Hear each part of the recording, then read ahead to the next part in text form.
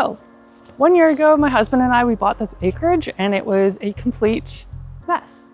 Absolutely overgrown. So after an obscene amount of work, I'm giving you the 1 year update. Let's start with the greenhouse.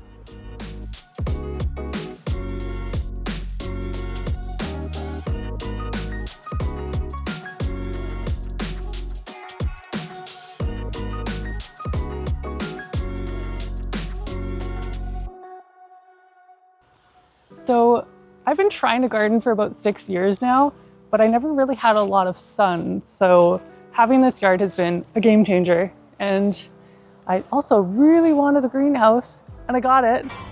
It's a little bit decrepit, but it does the job. We will probably rebuild it at some point, but right now I'm happy.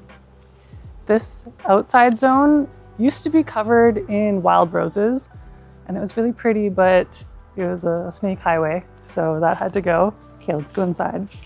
It's getting hot, so I have to make this quick.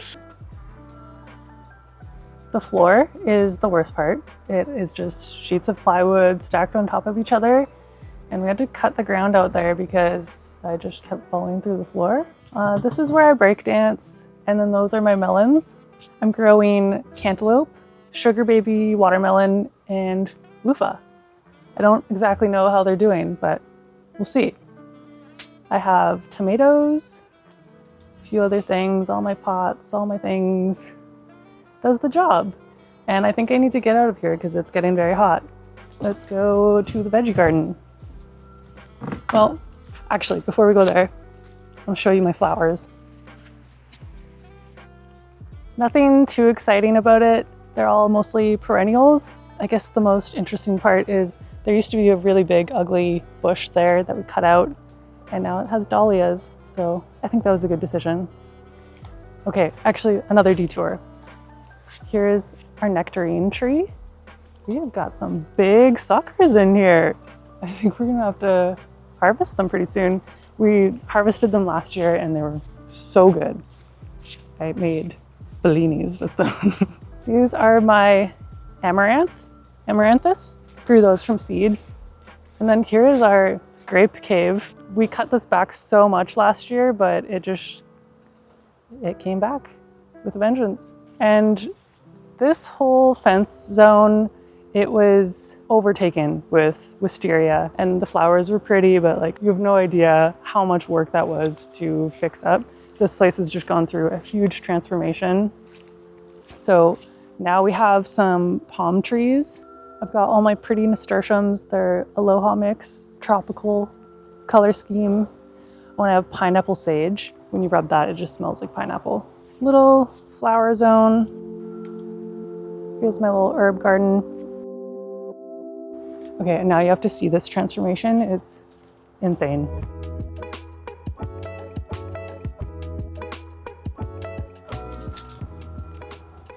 We didn't even know that we had brick right here for at least 6 months. I just have some part shade plants growing here and pumpkins.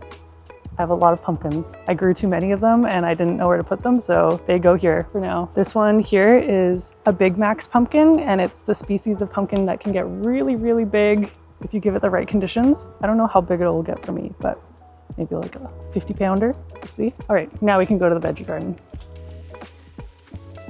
Here is another apple tree. It's one of 3. It's one of the smaller ones, but still produces a lot of apples. They're really good. Last year I made some apple pie, apple cider, apple pancakes, all the things. This fence is also breaking down, but we can get another season out of it, so we're keeping it for now. Gotta duck your head. It's like going through a portal here. This is all, oh God, more grape. So this veggie garden was absolutely insane when we first moved in. It was just completely covered in weeds, like up to your hips. We put in an insane amount of work to get it usable. And I think we've done a nice job. Right at the start here, you can see our little salad hotel. Matt built this. He did a great job. There's kale and romaine in there, a salad blend, but you can't actually tell the difference between the salad blend and weeds, so I've stopped eating that. And I'm just gonna do a speed run of the rest of the garden and I'll talk about the details after.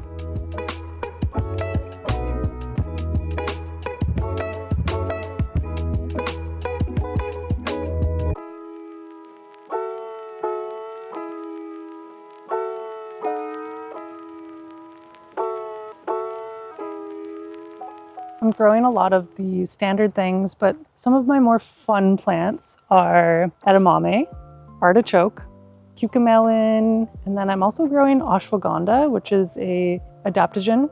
It's a decently expensive supplement to buy, so I'm pretty stoked to be growing that myself. You harvest the root of it, which is pretty interesting to me. Some massive rhubarb. My friend has a theory that slugs like to live underneath rhubarb, and I think it's true because anything I put here just immediately gets decimated by slugs. Same with a lot of the yard, to be honest, but most things I've been able to keep at bay. But yeah, we have a big slug problem, like big slug problem. They're massive. Here's my beautiful raspberry bush. Raspberries are my favorite thing in the world, so harvesting a handful of berries every morning has been, oh my God, a dream. It used to be very tiny and now it's a monster. And then this slope was a massive project. It used to be covered in horsetail and grass. So I put tarps all over it, tried to kill the grass off, and then I just smothered it in wildflower seeds. And I thought this might be just covered in color, but didn't really work this year. It might be a multi-season thing. The California poppies are pretty happy here. I have some sunflowers up here. They might go. I think birds keep eating them though. Matt also added this pathway of rocks, so you can actually water the plants here and walk through without slipping, because before it was very steep. We have a little plum tree. This didn't make any fruit last year, but this year it's definitely going.